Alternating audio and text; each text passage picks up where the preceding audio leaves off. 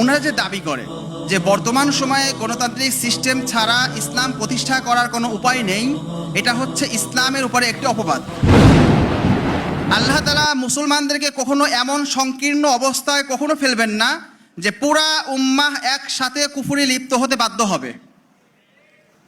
সুতরাং গণতান্ত্রিক সিস্টেমের মতো কুফরি ব্যবস্থা আল্লাহ তাআলা মুসলমানদেরকে এমন বিপদে কখনো ফেলেননি বা ফেলতে পারেন না যে জায়গায় পুরা উম্মাহ একসাথে এই কুফরি সিস্টেমকে জরুরত হিসেবে গ্রহণ করতে বাধ্য হবে। এমন পরিবেশ, এমন পরিস্থিতি আল্লাহ তাআলা মুসলমানদের জন্য কখনো তৈরি করবেন না। প্রথম কথা হচ্ছে, এই গণতান্ত্রিক সিস্টেম ছাড়া ইসলাম প্রতিষ্ঠা করা সম্ভব না, এটার সাথে আমাদের প্রচণ্ড দ্বিমত রয়েছে। এটার বাস্তবতাও রয়েছে। বর্তমান পুরা পৃথিবীর অনেক ভূখণ্ডে ইসলাম প্রতিষ্ঠিত হয়েছে গণতান্ত্রিক সিস্টেম ছাড়া। হয়েছে কি না? যে সকল ভূখণ্ডে ইসলাম প্রতিষ্ঠিত হয়েছে গণতান্ত্রিক সিস্টেম ছাড়া নববী মানহাজে, তাহলে ওই সিস্টেমকে আমরা এই যুক্তিটা ওইখানে কীভাবে অ্যাপ্লাই করব যে গণতান্ত্রিক সিস্টেম ছাড়া ইসলাম প্রতিষ্ঠা করা সম্ভব নয়? সুতরাং এটা একটা অসার, বাতিল, অগ্রহণযোগ্য যুক্তি।